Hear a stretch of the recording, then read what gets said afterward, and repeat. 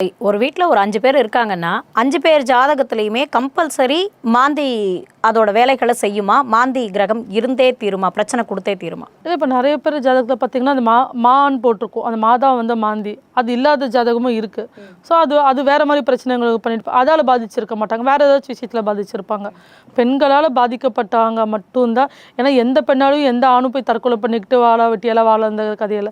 லேடிஸ்னா தான் அந்த சொல்லுவாங்க அந்த காலத்துல வாழா வெட்டன்னு எவனும் இருந்ததில்ல இருந்ததில்ல. அப்போ பெண்கள் எந்த வீட்டில் நல்லபடியாக வச்சுக்கிறாங்க. இது சேட்டுஸ் குடும்பம் அதெல்லாம் பார்த்தீங்க அப்படின்னா அம்மா கிட்ட போகும்போது வந்து காலில் விழுந்துட்டு போவாங்க, மரியாதையாக வச்சுருப்பாங்க. எந்த குடும்பத்தில் லேடிஸை நல்லா மரியாதையாக வச்சுக்கிறாங்களோ அந்த குடும்பத்தில் கண்டிப்பாக செல்வம் என்றைக்குமே செழிப்பாக இருக்கும். இப்போ இருக்கிற காலத்துக்கு லேடிஸும் நல்லபடியாக வச்சுக்கணுங்கிறது கருத்து. பெண் சாபம் இருக்கிற வீட்டில் அத்தனை பேர் வீட்லையுமே மாந்தி தோஷம் கண்டிப்பா இருக்கு. கண்டிப்பா இருக்கு. மாந்தி தோஷம் வந்து கெட்டதை மட்டும்தான் செய்யுமா? நல்லதை செய்யாதா? அது அந்த அந்த ஆத்மா நல்லபடியாக சந்தோஷமா இருந்துச்சுன்னா அதுவும் செய்யுங்க. அதை சொன்னோம் பார்த்தீங்களா, இப்போ சில வீட்டில் அப்பா இருந்ததுக்கப்புறம் அந்த குடும்பமே அதுக்கு முன்னாடி கஷ்டப்பட்டு இருந்துச்சு. இறந்ததுக்கப்புறம் பார்த்தீங்க அப்படின்னா டாப்பில் தூக்கி விட்டுருக்கோம் அப்படின்னு சொல்லுவாங்க. ஏன்னா அவங்க அப்பா இருக்கிற வரைக்கும் சந்தோஷமா இருந்திருப்பாங்க. போனதுக்கப்புறம் மேலேருந்து ஒரு ஆசீர்வாதம் இருக்கும். அது எத்தனை குடும்பத்துக்கு இன்றைக்கி இருக்குன்னு எனக்கு தெரியல. என் கண்ணுக்கு பட்டு இப்போ இல்லைன்னு தான் நான் சொல்லுவேன். அதெல்லாம் ஒரு ரேராக இருக்கிற ஜாதகங்களில் நல்லது பண்ணுற கிரகமும் இருக்குது.